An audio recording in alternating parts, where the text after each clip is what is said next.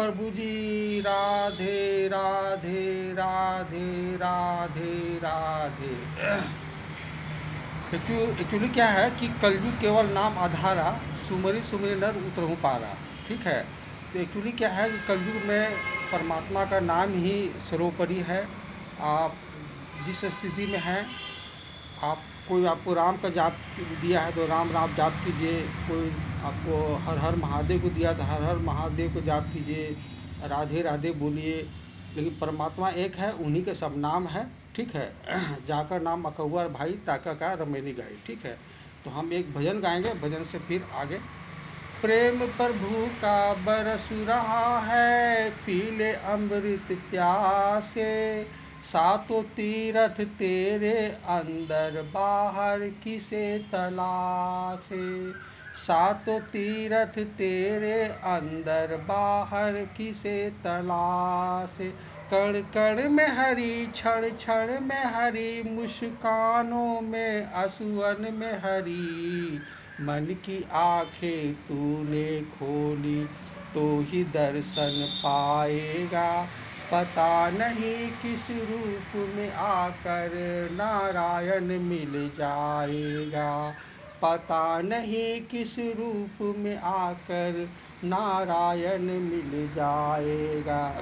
नियति भेद नहीं करती है, जो लेती वो देती है, जो बोएगा वो पाएगा, ये जग कर्मों की खेती है। यदि कर्म तेरे पावन है सभी, यदि कर्म तेरे पावन है सभी, डूबेगी कभी न कभी नाव तेरी, तेरी बाह पकड़ने को वे भेष बदल कर आएगा, पता नहीं किस रूप में आकर नारायण मिल जाएगा, पता नहीं किस रूप में आकर नारायण मिल जाएगा।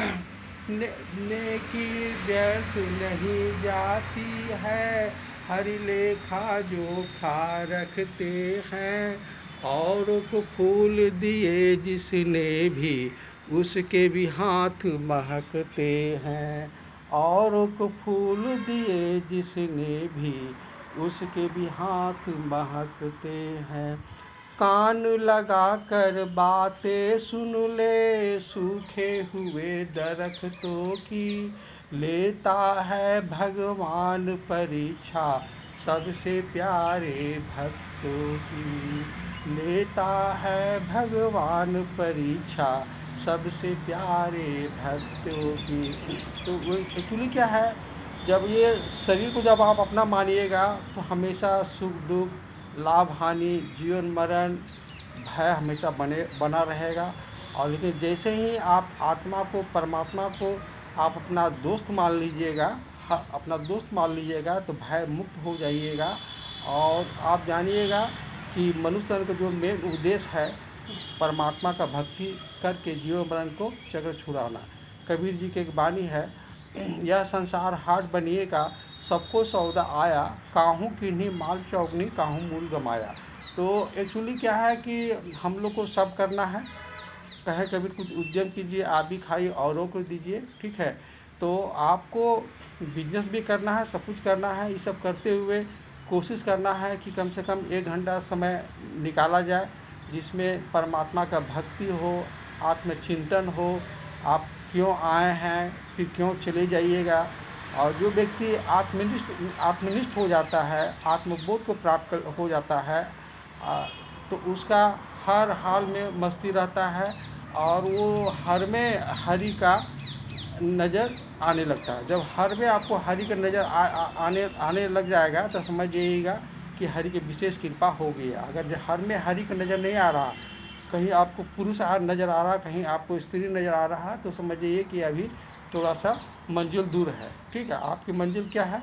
क्या मिलिए ऐसी लोगों से जिसकी नुपुरत छुपी रहे, नकली चेहरा सामने आवे, असली सूरत छुपी रहे। तो असली सूरत क्या है? असली सूरत है आत्मा को जानना है। वास्तव में आप शरीर नहीं है, ठीक है।